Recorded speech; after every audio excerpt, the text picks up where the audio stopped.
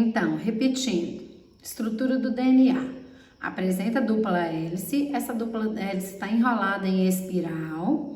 A sequência de bases é complementar, ou seja, um lado do DNA ele não vai ser exatamente igual a outro. Um lado do DNA vai complementar o outro lado do DNA, tá? E o número de bases púricas tem que ser o mesmo de bases pirimídicas. Então, bases púricas, guanina e adenina. Bases pirimídicas, citosina e timina. Então, a base púrica, guanina, 30%. A base complementar dela, que é a citosina, que é pirimídica, também é 30%. A base púrica, adenina, tem 20%. A base complementar da adenina, que é timina, e é pirimídica, também vai ter 20%. Tudo bem?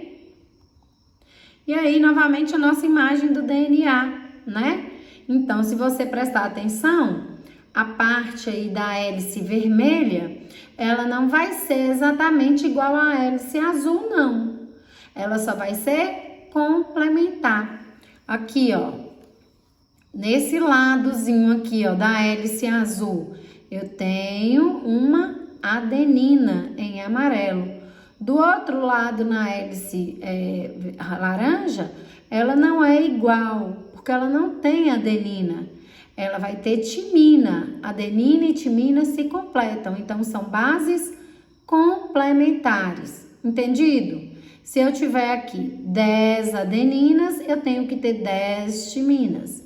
Se eu tiver aqui 30 citosinas, eu tenho que ter 30 guaninas. Tudo bem, pessoal? Então, exame de DNA. O exame de DNA,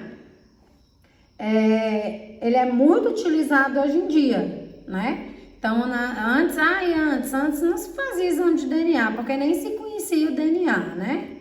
Então, o exame de DNA, ele hoje substitui até outros exames que eram feitos de sangue. Por quê? Porque o DNA, ele é único para cada indivíduo. O DNA de cada ser humano, ele é como a sua digital. Só existe aquela, tá? Aí no livro de vocês fala assim, ó, com exceção dos gêmeos idênticos. Mas às vezes, até os gêmeos idênticos vão ter alguma diferença nesse material genético. Às vezes muito pouca, mas ainda vai existir, tá certo? Pelo fato desse DNA ser único, a precisão no teste dele é de 100%. Então, não tem como eu analisar o meu DNA, o DNA de outra pessoa e confundir um exame com o outro. Não vai ter jeito, porque é como se fosse a digital. Ele é único. Então, todo exame que é feito usando DNA, ele vai ser bem preciso, tá certo? Nesse teste de DNA, o que ele faz? Eles analisam as combinações das bases nitrogenadas. Carol, mas o seu DNA é timina, citosina, guanina e adenina. O meu material também é citosina, timina, guanina e adenina. E como que consegue ser único para tantas pessoas? Por causa da organização dessas bases nitrogenadas. Então, o que difere um DNA do outro é a organização dessas bases, é a sequência que essas bases estão. E por causa desse sequenciamento, é que eles podem ser utilizados em diversos testes, como por exemplo, teste de paternidade. O teste de paternidade, às vezes o pai tem dúvida de que é o filho, ou teve um caso com a pessoa quando era solteira, a pessoa não avisou, aparece um filho falando, você é meu pai. Como que vai ter certeza? Fazendo o teste de paternidade. O material genético do filho, ele é herdado 50% da mãe, 50% do pai. Então, a metade do meu material genético, a metade do seu material genético, ele tem que ter um sequenciamento que vai dar quase isso aí igual ao do seu pai. Então, metade do seu material genético vai ter a mesma sequência do material genético do seu pai. Por isso que o teste de paternidade com DNA, ele é irrefutável, tá? Pesquisa na indústria farmacêutica. Olha aí agora o corona. Uma das primeiras coisas que eles fizeram para tentar produzir uma vacina foi o sequenciamento genético, ou seja, o sequenciamento da base nitrogenada do corona para ver qual medicamento que eles poderiam utilizar nisso aí, tá? Então, essas pesquisas de sequenciamento genético de patógenos levam a indústria farmacêutica a fabricar vacinas, antibióticos, remédios para diversas doenças, tá? Identificação de pessoas. Então, teve um acidente, um avião explodiu e as pessoas que estavam lá dentro morreram. Como que eu sei que aquela pessoa que eu vou enterrar, que pode estar ali carbonizada, é o meu parente que estava nesse avião? Através da identificação genética, tá? Também serve para melhoramento genético. O sequenciamento dos genes faz com que haja melhoramento genético, principalmente na agroindústria, na pecuária, é muito utilizada, tá certo? A técnica que o exame de DNA é feito, a mais comum, chama eletrosferese. É a técnica mais comum. Eletrosferese geralmente em gel, tá? Então, esse método ele é feito em etapas. E a primeira vai ser a coleta do DNA, tá certo? Então, esse DNA ele vai ser coletado, pode ser através de saliva, fio de cabelo, células da pele, a mucosa da boca. E aí, o que é que acontece? Ele vai ser fragmentado em porções menores e aplicado sobre um gel. Esse gel ele chama agarose ou poliacrilamida, tá? Esse gel, então, ele é submetido a um campo elétrico, um campo eletromagnético, tá certo? O DNA ele tem uma polaridade negativa e quando ele é submetido a esse campo elétrico, ele tende a ir para o polo positivo. É aquela regrinha da física, né? Os opostos é que se atraem. Positivo atrai negativo e dois iguais se repelem, certo? Então, o DNA ele tem polaridade negativa. Quando ele entrar em contato com o campo elétrico, vai migrar para o polo positivo. E aí, o que acontece? Esse fragmento de DNA, eles vão se movimentar em velocidades proporcional ao seu tamanho. Que tamanho, Carol? Vai ter tamanho diferente? É o peso molecular, gente. Então, as moléculas, elas não têm valores. Então, o DNA também, suas moléculas vão ter esse peso molecular.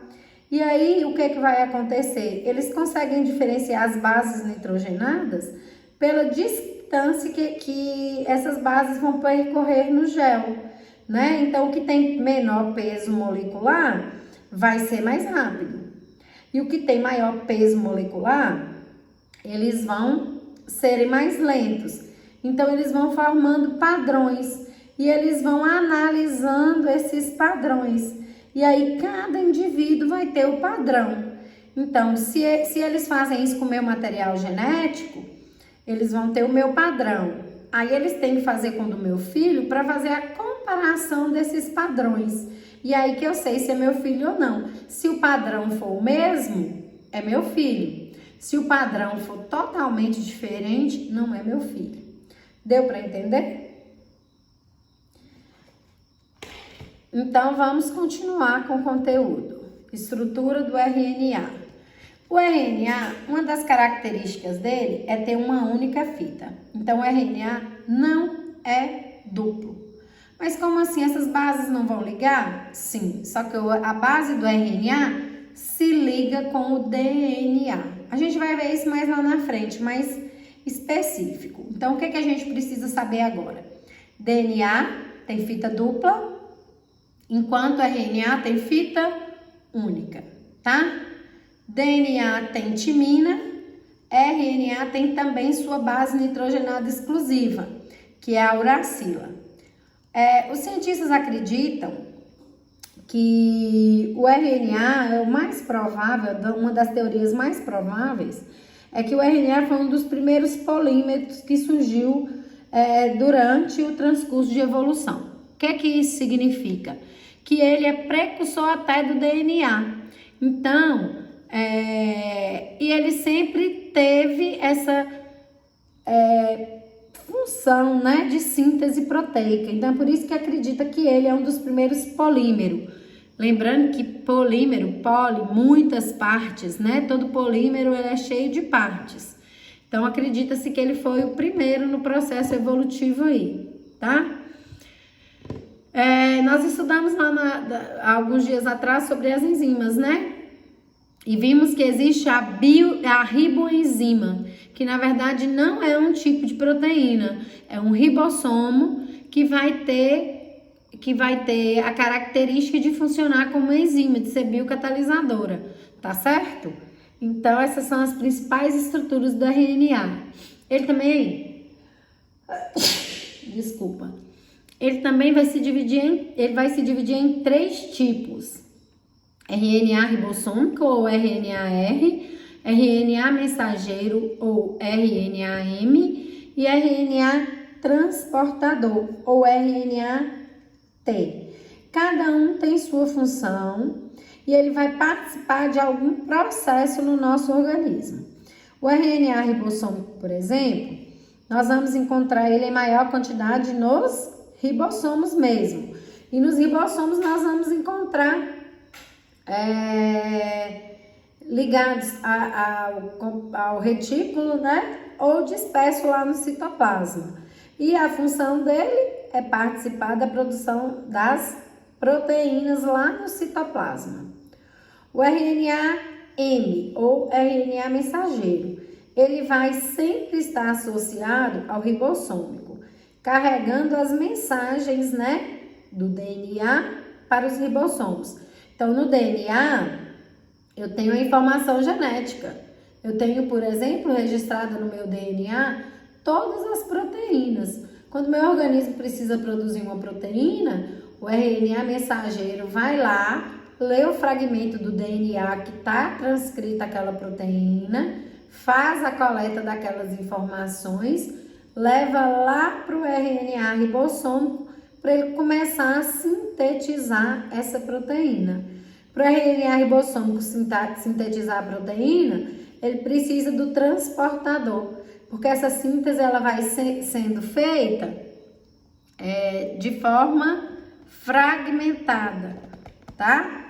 Ela vai sendo feita de forma fragmentada, então essas proteínas que geralmente são sacarídeos, né? Aliás, sacarídeos é açúcar, que são polímeros, são cadeias longas, elas são feitas aos poucos, de 3 em 3 partes. Então, esse transportador, ele vai lá buscar essas partes de aminoácidos que estão soltas lá no citoplasma, trazer para os ribossomos para ele juntar aquele quebra-cabeça e formar as proteínas. Para a casa de vocês. Então, para a casa de vocês hoje é resolver a atividade da página 39 a 40 do livro didático. Então, nós vamos finalizar essa unidade aí, tá, pessoal? E tá chegando a semana de prova. A semana de prova eu vou estar cobrando todo o conteúdo que foi explicado, tá? Então, próxima aula eu tô corrigindo aqui e eu vou receber da secretaria o dia da minha prova, na semana de prova. E aí eu passo para vocês e nós vamos ver se dá tempo eu dar mais um pouco da matéria, introdução aí da próxima unidade, ou se nós vamos fazer matéria só dessa primeira unidade. Mas vai ser de todo o conteúdo, tá? Então, bons estudos, aproveitem os vídeos e dúvidas é só me procurar no WhatsApp.